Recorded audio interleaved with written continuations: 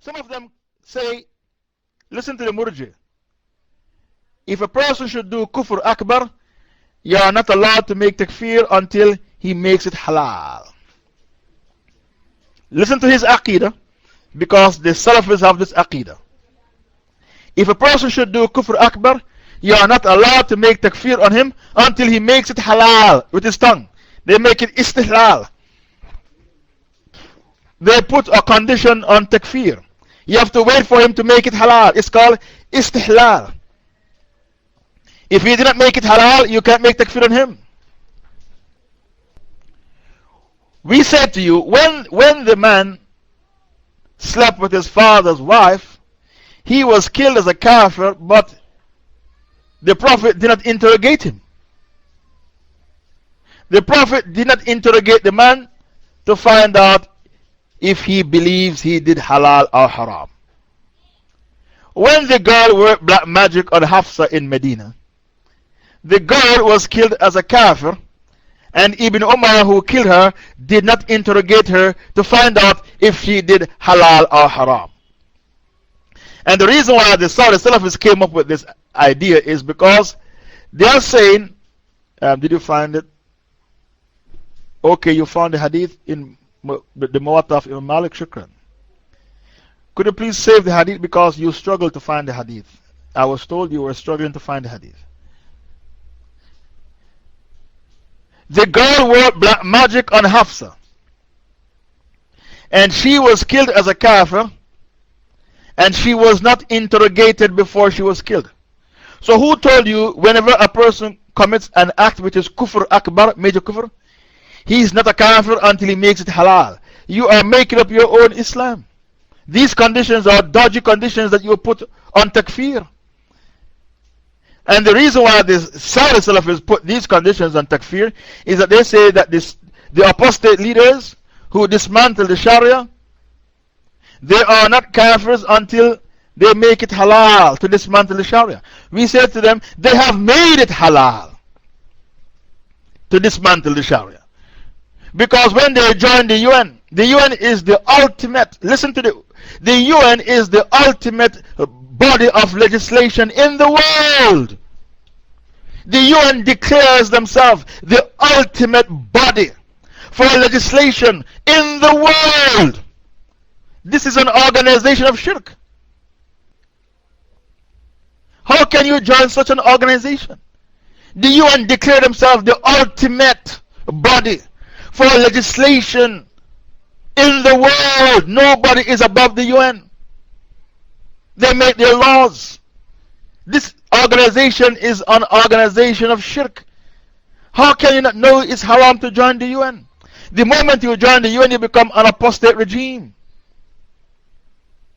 Iraq has 5 neighbors, Muslim neighbors: Saudi Arabia, Syria, Iran, Jordan, Turkey. When the UN put embargo on the baby food and starved 1 million Iraqi children to death, none of them broke the embargo. They said we have to obey the UN because the UN is the ultimate body of legislation in the world. Nobody is above the UN. How can you not know that this body is shirk? Are you so jahil about Tawheed? You don't see the shirk in front of your very eyes? And Allah told you in the Quran in Surah Muhammad verse 25. Surah Muhammad is Surah 47 verse 25 to 26. Muhammad verse 25 to 26. The moment you join the UN, you will become a kafir. The moment you join the UN, you will become a kafir. Verily, those who turn back have apostated as disbelievers after the guidance has been manifested to them.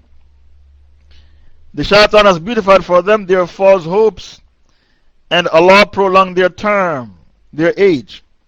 This is because they said to those who hate what Allah has sent down, we will obey you in part of the matter, but Allah knows their secrets. Listen to that. When you say to those who hate what Allah has revealed, we will obey you in part of the matter, you become an apostate. I want you to refute this ayah. Let me see you refute this ayah. The UN, they hate what Allah has revealed. The moment you say to any organization who hate what Allah has revealed, we will obey your resolutions, your commandments, you turn back on your heels as an apostate from the deen. This ayah is clear. Let me see you refute this ayah. This is the ayah used by the sincere scholars to prove to you the moment you join the UN, you become an apostate regime. You said that you cannot make takfir on the apostate regime until they make haram halal. Yes, but when we go to their countries, we see riba banks. We see the Saudi American bank, the Saudi French bank, the Saudi British bank.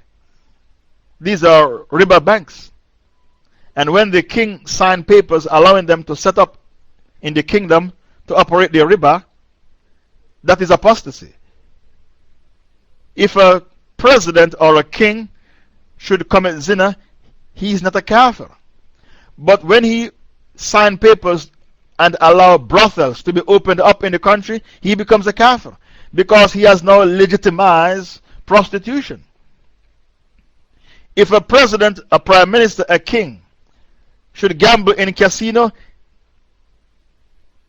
in Europe, he is not a kafir. But when he signed papers allowing casinos to be opened up in the Muslim country, he becomes a kafir because he has now legitimized gambling. I hope that is clear. If a king or a prime minister should drink alcohol, he is not a kafir. But the moment he signed papers allowing people to open pubs off license, pubs, shabin, where people can drink in the country, he signed papers allowing alcohol factories to be opened up to produce alcohol in the country for people to drink. He becomes a kafir because he now legitimizes drinking, legitimizes prostitution, legitimizes gambling. And when you legitimize, you make what is haram halal, you become a kafir by the ijma of all the scholars.